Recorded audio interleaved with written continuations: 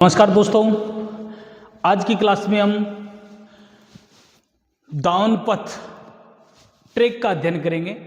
हम देखेंगे कि जो एथलेटिक्स ट्रैक होता है उसका आकार कैसा होता है, सतह के आधार पर उनके कितने प्रकार होते हैं, डिस्टेंस के आधार पर उनके कितने प्रकार होते हैं और कैसे उनका मेजरमेंट तैयार किया जाता है और क्या विशेषताएं होती है। इन सभी बातों का अध्ययन आज की कक्षा में करेंगे। निश्चित तौर पे एथलेटिक्स से संबंधित क्वेश्चन है वो हमारे लिए बहुत ज़्यादा परीक्षा की दृष्टि से बहुत ज़्यादा महत्वपूर्ण है और बहुत शानदार क्वेश्चन एथलेटिक्स से बनते हैं। तो आज की कक्षा में हम उन सभी प्रश्नों को क्लियर करने का प्रयास करेंगे। आज का हमारा टॉपिक रहेगा दावन पथ।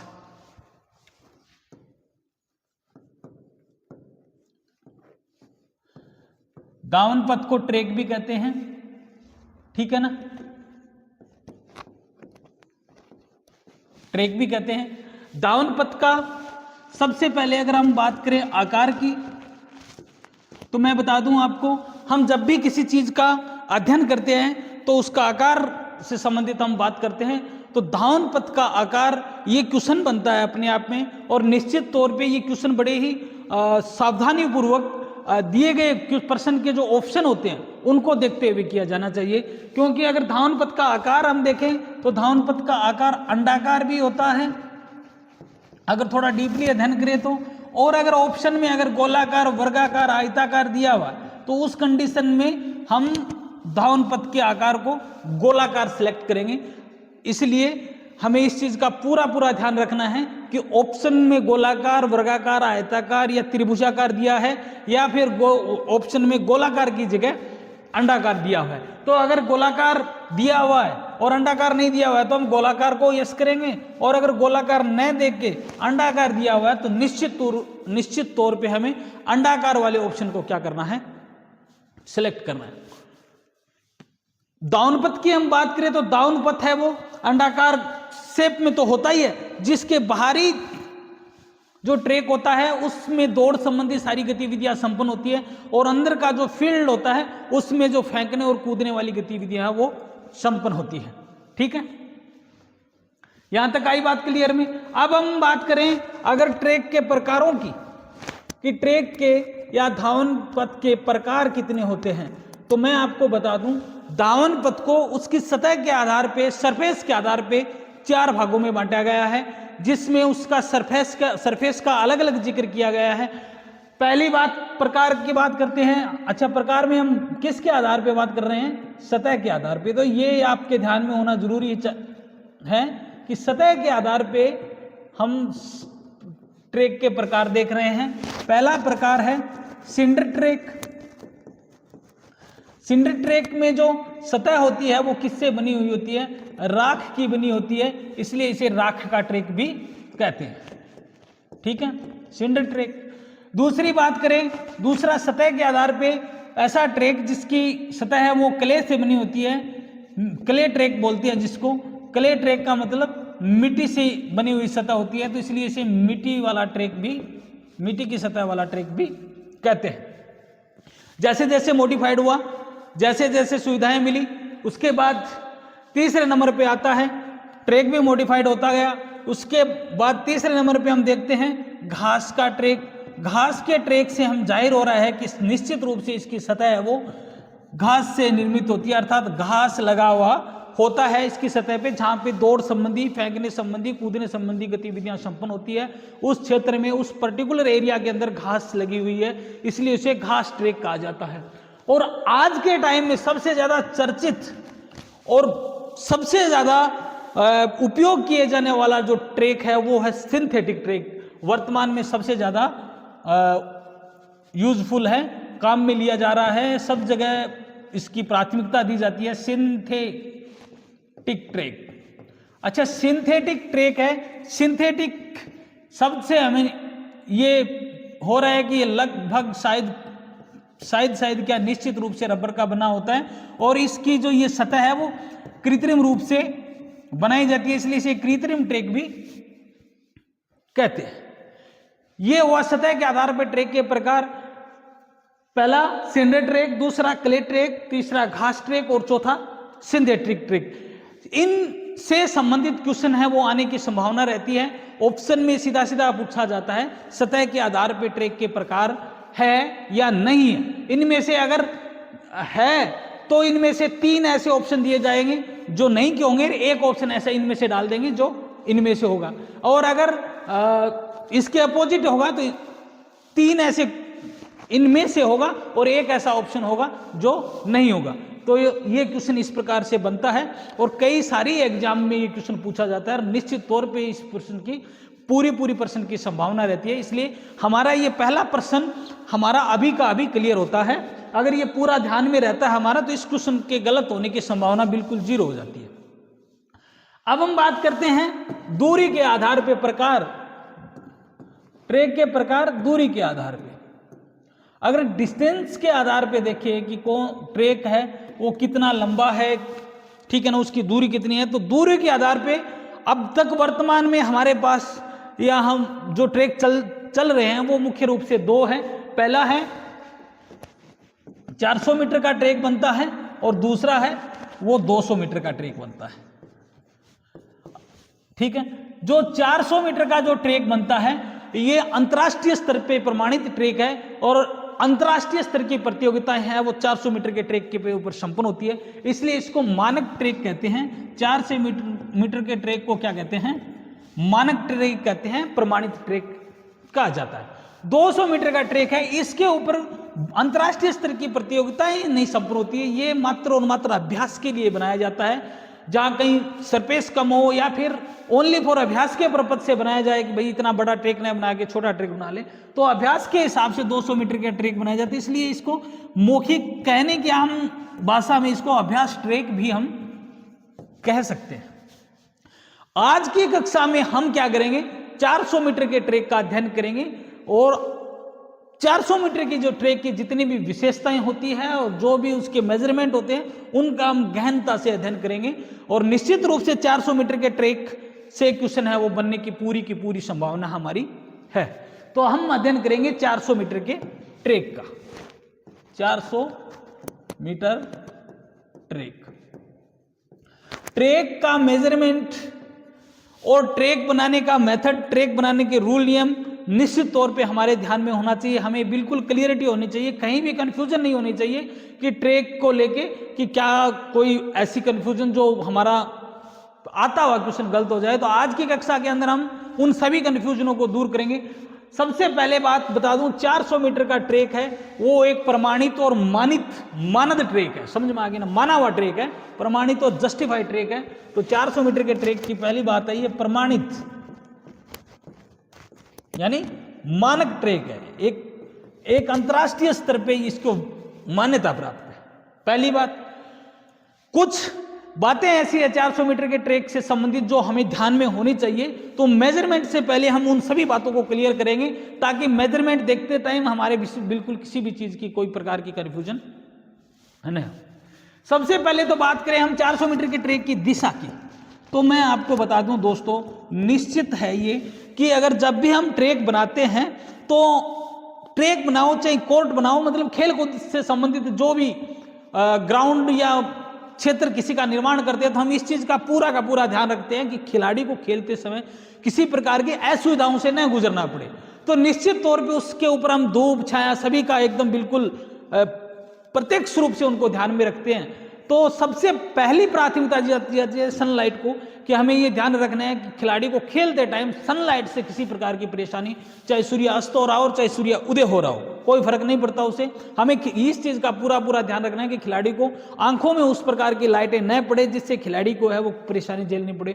तो जब भी ग्राउंड बनाया जाता है तो उसकी दिशा है वो उत्तर से दक्षिण मानी जाती है, उत्तर से दक्षिण रखी जाती है और यही इसीलिए 400 मीटर के ट्रैक की दिशा है वो भी उत्तर से दक्षिण ही होगी, उत्तर से दक्षिण होगी, होती है या होगी। एकमात्र बेसिकली हम आउटडोर खेलों की बात करें तो एकमात्र अभी तक ऐसा खेल है खो खो, जिसके जो दिशा का निर्धारण है वो ईस्ट से वेस्ट किया जाता है, क्योंकि उसमें बैठते टाइम जो सूरज है वो क्या है साइड टू साइड होना चाहिए। तो इस वजह से जो खो खो का जो ग्राउंड है उसकी दिशा है वो एक ईस्ट टू वेस्ट रखी जाती है, ताकि जो सूर्य है वो नजरों के सामने, आंखों में उसकी किरणें हैं वो न रखे। बाकी सभी जो खेल ग्राउंड होते हैं, ट्रैक होते हैं, सबकी दिशा है वो उत्तर से दक्षिण रखी जाती है। यहां तक बात है क्लियर। अब हम बात करें जो ट्रैक होता है 400 मीटर का, उसमें एक ही समाप्ति रेखा रखी जाती है। ये जो फिनिशिंग लाइन है ये बहुत इंपॉर्टेंट बात है, क्योंकि जब अगर खिलाड़ी दौड़ रहे हैं तो ये रूल नियम उनके ध्यान में होने जरूरी है, क्योंकि नहीं तो है ना, कोई खिलाड़ी है वो रेस कहाँ खत्म करेगा, कहाँ शुरू करेगा, उसको अगर इस चीज की क्लियरिटी नहीं है तो निश्चित रूप से बहुत अव्यवस्था होती है। तो 400 मीटर में जो समाप्ति रेखा है वो एक ही होती है, और सारी की सारी रेसें हैं वो एक ही लाइन पे क्या की जाती है, समाप्त की जाती है। फिनिशिंग लाइन एक ही होती है। अतः समाप्ति रेखा 400 मीटर के ट्रैक में एक ही रेखा होती है, एक ही समाप्ति रेखा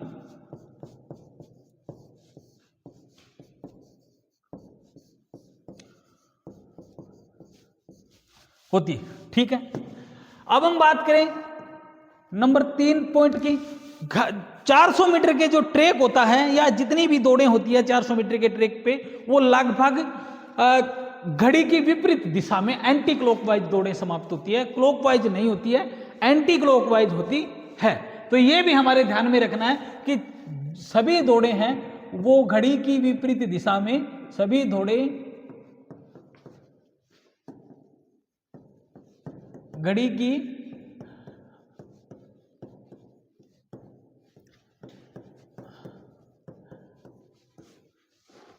विपरीत दिशा में दौड़ी जाती है। यहां तक बात आई क्लियर। अब हम बात करते हैं 400 मीटर के ट्रैक की, जो लेन जिसके अंदर खिलाड़ी दौड़ता है उनका मेजरमेंट होता है। तो निश्चित तौर पे जो लेन होती है 400 मीटर के ट्रैक में, जो लेन होती है उसकी जो विड्थ होती है, वो लेन की चौड़ाई 1.22 से 1.25 मीटर होती है। 1.22 से 1.25 मीटर के मध्य होती है। मतलब 1.22 भी ले सकते हैं, 1.23 भी, 24 भी और 25 तक, मतलब ये मेजरमेंट हम उस लाइनों का ले सकते हैं। 400 मीटर का जो ट्रैक होता है उसमें मैक्सिमम उसमें 8 लाइन होती है, लेकिन मैक्सिमम 10 भी हो सकती है। 400 मीटर के ट्रैक में 8 लेन होती है दौड़ने वाली, लेकिन 10 भी हो सकती है, कोई दिक्कत नहीं है, 10 भी हो सकती है। अंतरराष्ट्रीय स्तर पे ये 10 भी हो सकती है। ठीक है, ये यहां तक बात क्लियर। अब हम बात करते हैं 400 मीटर के ट्रैक के मेजरमेंट की। तो 400 मीटर का ट्रैक का जो माप होता है वो कितना होता है, उसमें सीधी लाइनें कितनी होती है, उसमें कर्व जो अर्धवर्त बनते हैं वो कितने होते हैं, जो सीधी लाइन होती है उसका क्या मेजरमेंट होता है, और जो कर्व अर्धवर्त होते हैं उनका क्या मेजरमेंट होता है, इनका हम क्या करेंगे, अध्ययन करेंगे। ठीक है,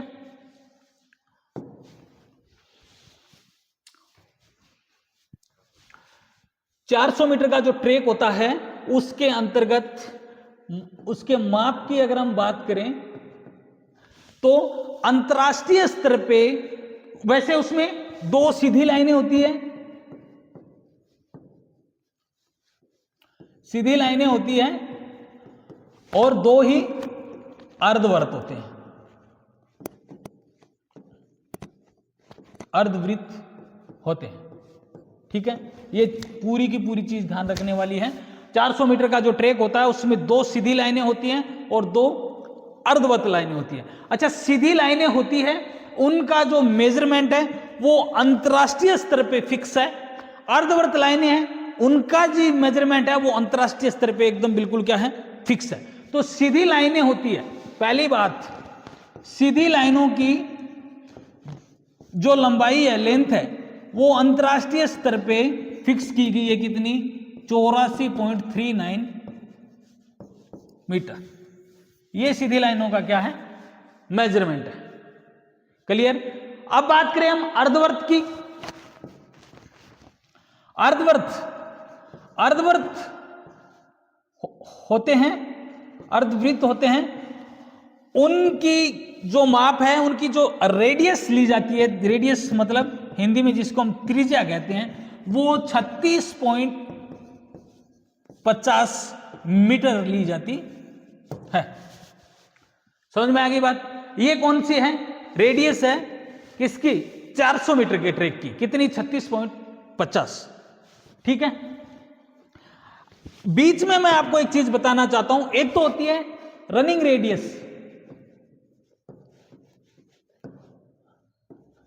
रनिंग रेडियस या त्रिज्या, दौड़ने वाली त्रिज्या, और दूसरी होती है मार्किंग रेडियस।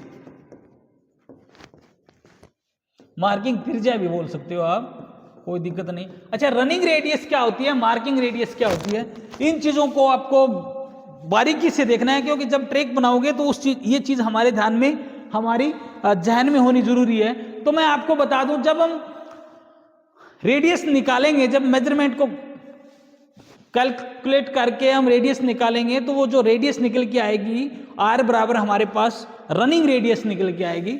और रनिंग रेडियस का मतलब है कि इस रेडियस के हिसाब से खिलाड़ी क्रम में दौड़ेगा, इस रेडियस के ऊपर खिलाड़ी दौड़ेगा, इस रेडियस की दूरी को मानते हुए खिलाड़ी दौड़ेगा, तो खिलाड़ी है वो 400 मीटर क्या करेगा? दौड़ पूरी करेगा। इससे अन्यथा दौड़ क्या हो जाएगी? कम हो जाएगी। अगर इससे ज्यादा दौड़ेगा तो दौड़ क्या हो जाएगी? ज्यादा हो जाएगी। तो ऐसा तो है नहीं कि जो जितनी रेडियस निकल रही है उसी रेडियस पे खिलाड़ी दौड़ जाए, क्योंकि उसके ऊपर तो दौड़ नहीं सकता। और दूसरा, उसी रेडियस से हम ट्रैक बना लेंगे तो खिलाड़ी को क्या ज्यादा दौड़ना पड़ेगा। तो उस कंडीशन में हम क्या करते हैं, जो रनिंग रेडियस आती है उसमें से कुछ मात्रा में हम क्या करते हैं, रेडियस को घटा करके ट्रैक का मेजर करते हैं, ताकि उस रेडियस के बाहर से खिलाड़ी दौड़े तो वो 400 मीटर की दूरी डिस्टेंस करे। जैसे मान के चलो हमारे पास अंतरराष्ट्रीय स्तर पे 36.50 मीटर की रेडियस, ये मान लो रनिंग रेडियस है। इस रनिंग रेडियस को अगर मार्किंग रेडियस के हिसाब से बोलेंगे तो हम 36.50 में से माइनस, अगर बॉर्डर ट्रैक है तो 30 सेंटीमीटर, और अगर बिना बॉर्डर का ट्रैक है तो 20 सेंटीमीटर की दूरी कम करके और हम इस ट्रैक का निर्माण करेंगे, ताकि खिलाड़ी को दौड़ने के लिए पूरी की पूरी 400 मीटर की दूरी है वो कंप्लीट करनी पड़े, ज्यादा नहीं दौड़ना पड़े। तो ये रनिंग रेडियस और मार्किंग रेडियस का कंसेप्ट है। उम्मीद है आपको क्लियर हो गया है। अब हम बात करेंगे ट्रैक के मेजरमेंट की। तो ट्रैक के मेजरमेंट का जो लेंथ और रनिंग रेडियस, जो रेडियस है वो दी हुई है, लेकिन फिर भी अगर हम एक आदर्श ट्रैक का निर्माण इन आंकड़ों को न मान के, मान लो 1% आदर्श ट्रैक का, 400 मीटर के आदर्श ट्रैक का एक बहुत शानदार ट्रैक का निर्माण करना चाहे तो हमें किसको बेस मानना चाहिए? तो निश्चित तौर पे हमें 400 मीटर का ट्रैक बनाने के लिए हमें 400 मीटर का 5वां भाग, 400 मीटर का 5वां भाग लगभग 80 मीटर की क्या लेनी चाहिए? सीधी रेखा, सीधी लाइन लेनी चाहिए। अगर हम सीधी लाइन 400 मीटर का ट्रैक बनाने के लिए 80 मीटर की लेते हैं तो 400 मीटर का ट्रैक है वो बहुत आदर्श ट्रैक होगा, उसमें कोई दिक्कत नहीं होगी। अंतरराष्ट्रीय मानकों में सीधी लाइन की जो लेंथ है वो 84.39 निश्चित है। एक बार हम जो लेंथ है, सीधी लेन की लेंथ है, उसकी जो सीधी लेन की लेंथ है उसको 84.39 न लेके हम मान के चलो 80 मीटर लेते हैं। यहां हम ट्रैक बनाना सीख रहे हैं, इसलिए मैं आपको एक व्यवस्थित तरीके से राउंड फिगर के आंकड़ों में ये समझाना चाहता हूं कि अगर हम ट्रैक बनाएं तो मान के चलो 80 मीटर की सीधी लाइन लेते हैं तो हमें ट्रैक को किस हिसाब से मेजर कर सकते हैं। तो जैसे मान के चलो हमने सीधी रेखा ले ली है, कितनी? 84.39 की जगह हमने कितनी ले लिया? 80 मीटर ले ली। कितनी ले ली? 80 मीटर ले ली। अब ये सीधी लाइनें कितनी होती है? 2। तो 80 को 2 से मल्टीप्लाई करेंगे तो 160 मीटर आ जाएगा। अर्थात 400 में से हमारे पास ट्रैक बनाना है हमें 400 मीटर का, 400 में से 160 मीटर की दूरी है वो धावक सीधी लाइनों पे, कितनी लाइन होती है? 2 होती है। दोनों लाइनों पे क्या करेगा? पूरी करेगा। 160 मीटर की लाइनें दूरी है वो सीधी लाइनों पे पूरी हो जाएगी। तो 400 में से 160 निकालेंगे तो पीछे बचेगा 240 मीटर, और 240 मीटर की दूरी है वो धावक को जो अर्धवर्त बनते हैं, जो कर्व बनते हैं, उसमें कंप्लीट करनी होगी। यहां तक बात आई समझ में? अब देखो अर्धवर्त का क्या कंसेप्ट है, उसकी रेडियस कैसे निकाली जाती है। उस बात को हम बहुत ही गहन तरीके से, अच्छे तरीके से, व्यवस्थित तरीके से समझते हैं। ध्यान थोड़ा सा लगा के, फोकस, कंसंट्रेट करके देखिए। जैसे मान के चलो हमने 400 मीटर में से 160 हमने बात की थी, किस में दौड़ दिया, सीधी लाइनों में दौड़ दिया, तो पीछे हमारे पास कितना बचा, 240 मीटर की दूरी का एरिया बचा है। और 240 मीटर ये सीधी लाइनें हैं हमारे पास।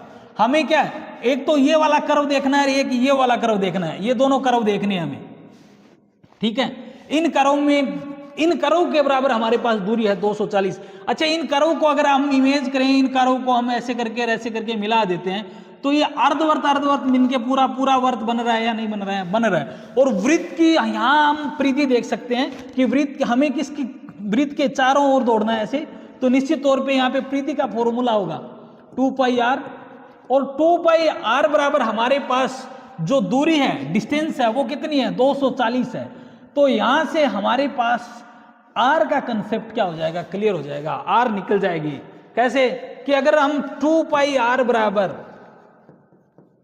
क्या ले लेते हैं, 240, ठीक है। 2r बराबर अगर पाई को इधर लेके आते हैं तो 240 बटा पाई का मतलब 22, 7 नीचे है वो ऊपर चलाएगा, कितना हो जाएगा, 7 नीचे है वो ऊपर मल्टीप्लाई में चलाया जाएगा। इसको कैलकुलेशन करेंगे तो ये 76.36 समथिंग आएगा, ठीक है। ये क्या है, 2r है, 2r मतलब डायमीटर, व्यास है 76.36। अगर इसको r निकालने के लिए 2 को यहां शिफ्ट करते हैं, इसको करते हैं, तो ये हमारे पास आ जाएगा 38.18। ये क्या है, रनिंग रेडियस आ गई है हमारे पास, रेडियस आ गई है, त्रिज्या आ गई है। किस हिसाब से, अगर हम 80 मीटर स्ट्रेट सीधी लाइन को 80 मीटर मानते हैं, एक आदर्श ट्रैक बनाने के लिए 400 मीटर का 5वां भाग लेते हैं, ठीक है, तो हमारे पास जो रनिंग रेडियस है वो 38 पॉइंट क्या आ जाएगी, 18 आ जाएगी। हमने सीधी लाइनों का मेजरमेंट देख लिया, यहां पे हमारे पास त्रिज्या आ गई, रनिंग रेडियस आ गई, तो रनिंग रेडियस में से अगर 0.30 माइनस 30 सेमी, 0.30 मीटर या 0.20 मीटर अगर हम माइनस करते हैं तो हमारे पास मार्किंग रेडियस आ जाएगी, ठीक है, मार्किंग रेडियस आ जाएगी। और मार्किंग रेडियस आने के बाद हम निश्चित रूप से 400 मीटर के ट्रैक का क्या कर लेंगे, निर्माण कर लेंगे। क्लियर, 400 मीटर का ट्रैक निर्माण करने में हमें कोई कठिनाई होगी। सबसे पहले हमने, अगर हम देखें तो ये हमने क्या ली, 80 मीटर ली, ठीक है। 80 मीटर लेने के बाद में हमें पता चल गया है कि हमें क्या, 80 मीटर ये लाइन होगी हमारे, इसके ऊपर अगर हम आर्क निकाल के जैसे भी करते हैं तो ये हमारे पास डायामीटर आ जाएगा 76.36 का। और यहाँ से हम क्या लेते हैं, 80 मीटर लेते हैं और यहाँ से 76.36 का डायामीटर से ये हमारे पास बीच का क्या बन गया है, एक आयताकार मान सकते हो आप क्षेत्र बन गया है जो ट्रैक का बीच का है, ठीक है ना। यहां से हम देखेंगे इसका सेंटर पॉइंट, ठीक है, डायमीटर को 2 भागों में बांटेंगे तो ये हमारी 38.18 रनिंग रेडियस थी, और उसको कम करके हम 37 पॉइंट मान लो 90 कर लेते हैं या कम कर लेते हैं, तो उस कंडीशन में 37 पॉइंट मान लो 90 है, ये हमारी 37.90 हो जाएगी। और 0.30 हम उसमें कम कर देते तो ये हमारी क्या आ जाएगी, त्रिज्या आ जाएगी, त्रिज्या आ गई यहाँ पे। तो इस लाइन को अगर हम आगे बढ़ाते हैं, यहाँ से कितनी दूरी पे है, ये 80 मीटर पे, यहाँ पे कितनी दूरी पे है, ये 80 मीटर है, यहाँ से 80 मीटर का नाप लेके इसको आगे बढ़ाते हैं। और फिर यहाँ से हमने देखा था कि हमारी प्रत्येक लेन की क्या होती है, दूरी है वो 1.22 से 1.25 होती है। तो इस प्रकार से हम 8 लेन गैलरीज बना सकते हैं दोनों साइड। क्लियर यहां तक बात?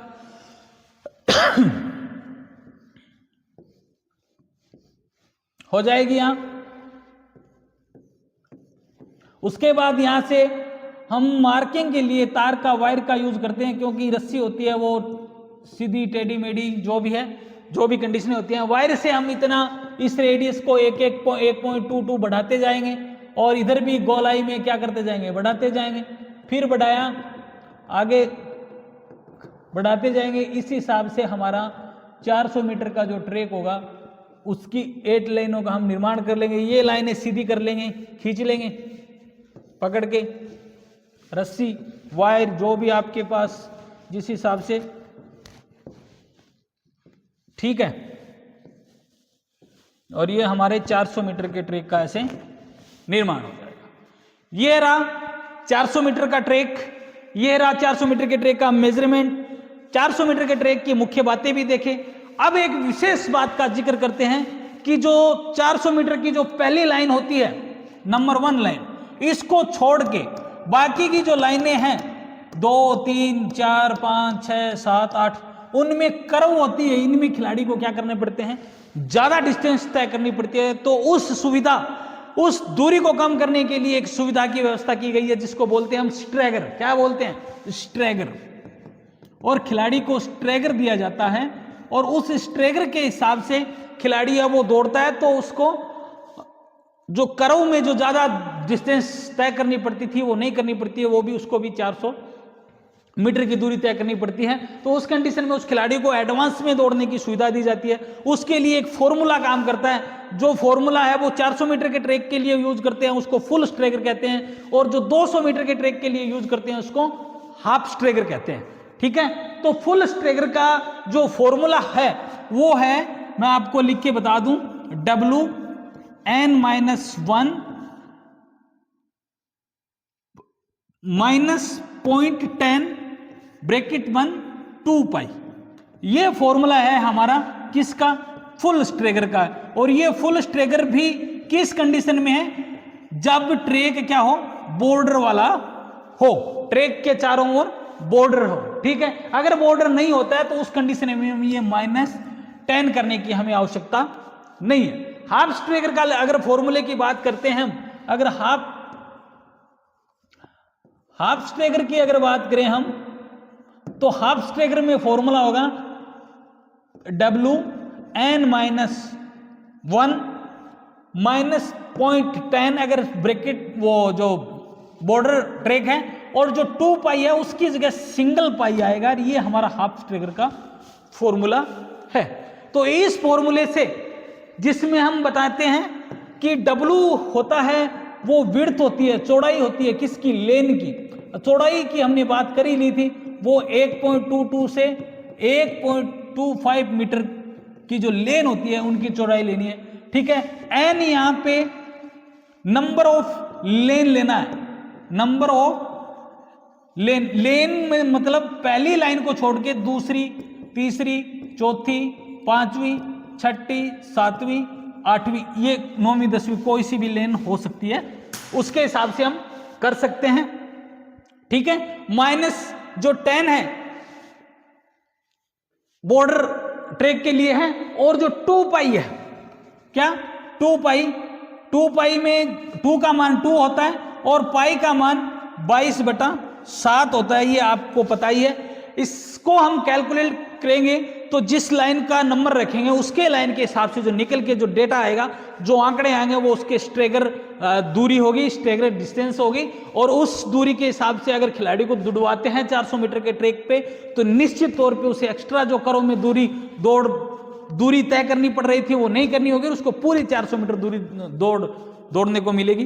तो आज की कक्षा में हमने 400 मीटर के ट्रैक का अध्ययन किया। 400 मीटर के ट्रैक की जो स्ट्रेट लाइन है वो देखी हमने, उसकी रेडियस देखी, त्रिज्या देखी, अंतरराष्ट्रीय मानकों के हिसाब से जो स्टैंडर्ड जो उसकी जो निश्चित की गई है वो डिस्टेंस और रेडियस देखी, और एक आदर्श ट्रैक की कितनी हो सकती है वो भी देखी। कुछ मुख्य बातें भी हमने देखी, स्ट्रैगर का भी अध्ययन किया। आज की क्लास निश्चित तौर पे पीटीआई भर्ती के लिए, पीटीआई की भर्ती करने वाले मेरे दोस्तों, साथियों, युवाओं के लिए बहुत महत्वपूर्ण है। पहली बात तो इससे क्वेश्चन आएगा एग्जाम के अंदर। दूसरी बात यह है कि आपको 400 मीटर का ट्रैक बनाने का जो मेथड है, जो फॉर्मूला है और जो उसकी विधि है वो आपके जहन में होगी। और एक शारीरिक शिक्षक को मेरा यह मानना है कि 400 मीटर का ट्रैक के बारे में इतनी जानकारी तो बेसिक होनी ही चाहिए। बाकी की बातों का अध्ययन हम जो नेक्स्ट की क्लासें हैं उनमें देखेंगे, जिसमें अलग अलग जो फील्ड वाले इवेंट है, जो फील्ड वाले मेजरमेंट है, चाहे आप शॉर्ट पुट के एरिना का देख लो, उसका सेक्टर कैसे मेजर किया जाता है, उसका जो लॉन्ग जंप होता है उसका पाथ कितना होता है, उसका रनवे कितना होता है, उसका पीट का क्या मेजरमेंट होता है, उसके बोर्ड का क्या मेजरमेंट होता है, टेक ऑफ बोर्ड का क्या मेजरमेंट होता है, इन सभी का अध्ययन हम अलग अलग एक एक इंडिविजुअल जो इवेंट्स देखेंगे तब करेंगे। आज की कक्षा के लिए इतना ही। सभी को धन्यवाद। जय हिंद, जय भारत।